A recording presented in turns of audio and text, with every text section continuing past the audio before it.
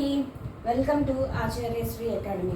మనము Indian politics సంబంధించిన classes మీకు యూట్యూబ్లో అప్లోడ్ చేస్తున్నామండి.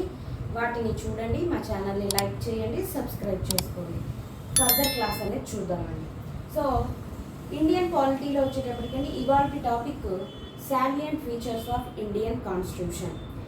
అంటే ఇండియన్ కాన్స్టిట్యూషన్ చూడంగానే మనం అసలు ఏం చెప్పేసేయచ్చు, దాంట్లో ఏమేమి ఫీచర్స్ ఉన్నాయి అని చెప్పేసి ఈజీగా మనం చూడొచ్చు. ఓకేనా అండి? అది సో ఫస్ట్ వచ్చేటప్పటికి సెక్యులర్ అంటే మన దేశానికి ఎటువంటి మతము లేదు. ఒక రకంగా చెప్పాలంటే పక్కనే ఉన్న పాకిస్తాన్ చూడగానే మనం ఏం చెప్పొచ్చండి, it is an Islamic country అని చెప్పొచ్చు. అలాగే అమెరికా చూసామనుకోండి, క్రిస్టియానిటీ అనేది ఆ కంట్రీ ఫాలో అవుతుందని చెప్పొచ్చు. అదే ఇండియా తీసుకున్నాం అనుకోండి, మనము ఎటువంటి మతాన్ని అనేది కూడా మనము ఫాలో అవ్వట్లేదు. నెక్స్ట్ సెకండ్ వచ్చేటప్పటికి యూనిటీ ఇన్ డైవర్సిటీ అంటే మన దేశము ఏకత్వంలో భిన్నత్వంలో ఏకత్వం అంటే చూడండి, ఎన్నో రకాల మతాలు ఉన్నాయి, కానీ అల్టిమేట్గా వచ్చేటప్పటికి ఇండియన్స్ అంతా ఒక్కటే.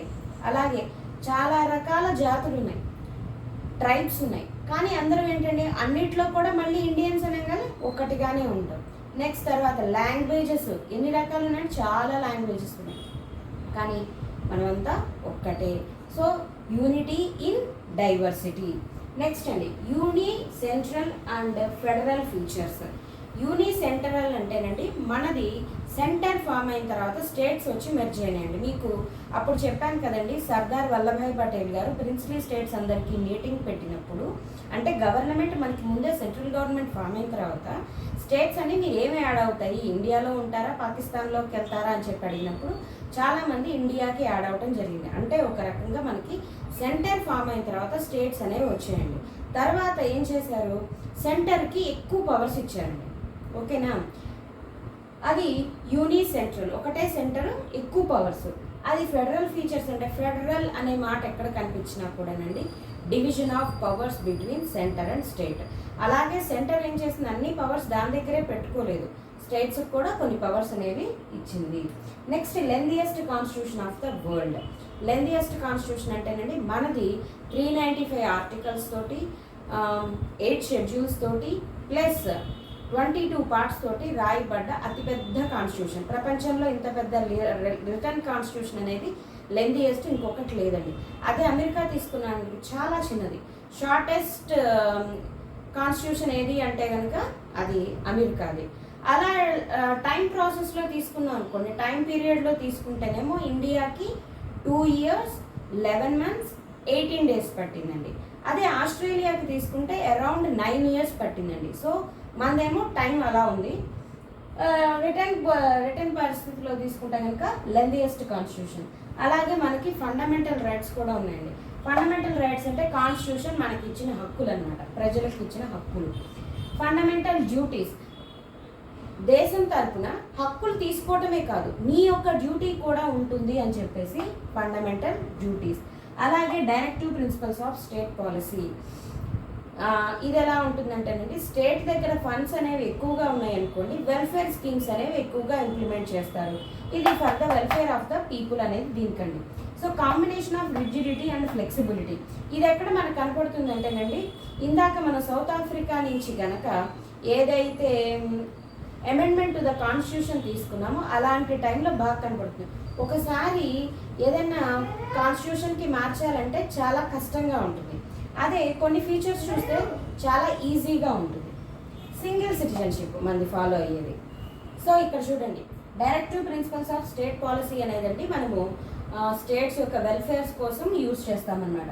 Combination of rigidity and flexibility అంటే కనుక కాన్స్టిట్యూషన్కి ఏదైనా మనం మార్పులు చేయాలి అనుకున్నప్పుడు ఈ ఫార్ములా అనేది బాగా కనపడుతుందండి, ప్రాసెస్లో చెప్పుకోవచ్చు.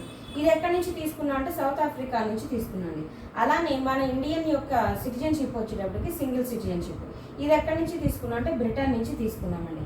అలాగే క్వాజీ ఫెడరల్ అంటే మన సేమ్ ఇదే ఫీచర్స్ అండి. యూని సెంట్రల్ ఇది ఒకే రకం అనమాట. సెంటర్ స్టేట్ ఈక్వల్గా ఉంటాయి, కానీ ఎక్కువ పవర్స్ ఏదానికి ఉన్నాయంటే కనుక సెంటర్కి ఉన్నాయి. సో పవర్స్ అనేవి డిస్ట్రిబ్యూట్ అవుతూ ఉన్నాయి. Next independent judiciary. మనకి ఎప్పుడైనా చూడండి, కాన్స్టిట్యూషన్ అనేది తీసుకుంటే ఇలా ఉంటుందండి. Legislative, executive plus judiciary. కాన్స్టిట్యూషన్ని 3 రకాలుగా ఇలా డివైడ్ చేయొచ్చండి. లెజిస్లేటివ్ అంటే ఇక్కడ ఏంటి అంటే కనుక లాస్ అనేవి ఫ్రేమ్ అవుతాయి. Laws will be framed. అదే ఎగ్జిక్యూటివ్ కనుక తీసుకుంటే లాస్ ఇంప్లిమెంట్ అవుతాయి. ఓకేనండి. ఈ దానికి ఏదన్నా నష్టం, ఈ రెండింటి నుంచి నష్టం చేకూరితే ఇక్కడ క్వశ్చన్ చేయబడుతుంది. ఓకేనండి, క్వశ్చనింగ్ జరుగుతుంది. అంటే లెజిస్లేటివ్ అంటే చూడండి ఏం తీసుకోవచ్చు అంటే కనుక సెంటర్లో అయితే పార్లమెంట్, స్టేట్కి వచ్చేటప్పటికి ఏం తీసుకోవచ్చండి అసెంబ్లీ. ఓకేనండి. అదే ఎగ్జిక్యూటివ్ అంటే ఇంప్లిమెంట్ చేసే వాళ్ళు కావాలి కదా, అంటే సెంట్రల్ గవర్నమెంట్ అలాగే స్టేట్ గవర్నమెంట్. ఓకేనండి. జ్యుడిషియరీ క్వశ్చన్ చేయాలి. ఎవరు క్వశ్చన్ చేస్తారు? సుప్రీంకోర్టు, అలాగే స్టేట్లో అయితే కనుక హైకోర్టు క్వశ్చన్ చేస్తారండి. ఇది కూడా ఒక ఇంపార్టెంట్. మనం కాన్స్టిట్యూషన్ అనేది 3 రకాలుగా డివైడ్ అవుతుందండి. Legislative, executive, judiciary. లాస్ ఇక్కడ ఫ్రేమ్ అవుతాయి, ఇక్కడ ఎగ్జిక్యూట్ అవుతాయి, ఇక్కడేమో ఏదైనా తేడా వస్తే క్వశ్చనింగ్ జరుగుతుంది.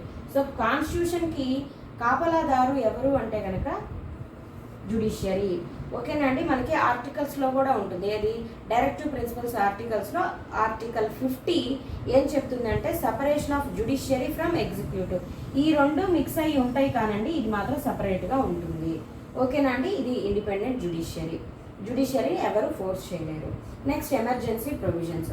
మనకి 3 రకాల ఎమర్జెన్సీస్ ఉన్నాయండి. National emergency, presidential rule, financial emergency. So national emergency అంటే విత్ ఇన్ కంట్రీ ఏదైనా రెబేలియన్, ఆర్మ్డ్ రెబేలియన్ కానీ, ఇంటర్నల్ డిస్టర్బెన్సెస్ క్రియేట్ అవడం కానీ, అలాగే వార్స్ పక్క దేశాలతోటి జరుగుతున్నప్పుడు కానీ నేషనల్ ఎమర్జెన్సీ పెడతారు. అదే స్టేట్ ఎమర్జెన్సీ అంటే ప్రెసిడెన్షియల్ రూల్. ఇది ఎప్పుడు పెడతారంటే సెంట్రల్ గవర్నమెంట్ ఇచ్చిన ఆర్డర్స్ స్టేట్ గవర్నమెంట్స్ ఫాలో అవ్వకపోయినా, ఎలక్షన్స్ జరిగినప్పుడు విత్ ఇన్ స్టేట్లో ఏ పార్టీకి సరైన మెజారిటీ రాక అన్ని పార్టీస్ కూడా కలిసి గవర్నమెంట్ ఫామ్ చేయలేని కండిషన్ ఉన్నప్పుడు, ఇంటర్నల్గా వాళ్ళు విత్ ఇన్ స్టేట్లో లా అండ్ ఆర్డర్ ఫెయిల్యూర్ అయినప్పుడు మనకి state emergency or presidential rule అనేది పెడతారండి. ఫైనాన్షియల్ ఎమర్జెన్సీ అంటే కనుక మన దగ్గర కంప్లీట్గా డబ్బులు లేక దేశాన్ని రన్ చేయలేని కండిషన్ ఎప్పుడైనా క్రియేట్ అయితే ఫైనాన్షియల్ ఎమర్జెన్సీ పెడతారు. ఇప్పటిదాకా మనకి ఫైనాన్షియల్ ఎమర్జెన్సీ జరగలేదు. నెక్స్ట్ అండి తర్వాత యూనివర్సల్ అడల్ట్ ఫ్రాంచైజ్. ఇది అంటే ఏంటి అంటే ఓట్ వేసే హక్కు. ఓకేనండి. మనకి ఎన్ని ఇయర్స్ కానీ ఇప్పుడు ఓట్ వేస్తుంది? 18 ఇయర్స్కి. అంతకుముందు స్టార్టింగ్లో రాసినప్పుడు 21 ఉందండి. రాజీవ్ గాంధీ గవర్నమెంట్ ఏం చేశారంటే దీన్ని మనకి 61 అమెండ్మెంట్ ద్వారా దీన్ని మార్చడం జరిగింది 18 ఇయర్స్కి. బైకెమెరల్ లెజిస్లేచర్ అంటేనండి రాజ్యసభ అలాగే లోక్సభ అండి, ద్విసభా విధానం. ఇవి టోటల్గా salient features of the constitution. ఓకేనా అండి. మెయిన్ ఇంపార్టెంట్ పాయింట్స్ ఇవి చూసుకున్నాం అనుకోండి, మొత్తం మన కాన్స్టిట్యూషన్ ఎలా ఉంది అనే ఒక ఓవరాల్ ఐడియా అనేది మనకి వస్తుందండి. ఈ క్లాస్ ఇక్కడితో ఆపుతున్నానండి. మీకు ఈ క్లాస్ కనుక నచ్చినట్టయితే మా వీడియోని లైక్ చేయండి, సబ్స్క్రైబ్ చేసుకోండి, అలాగే పక్కనే ఉన్న బెల్ ఐకాన్ని క్లిక్ చేస్తే మీకు ఫర్దర్ నోటిఫికేషన్స్ వస్తాయండి. Thank you.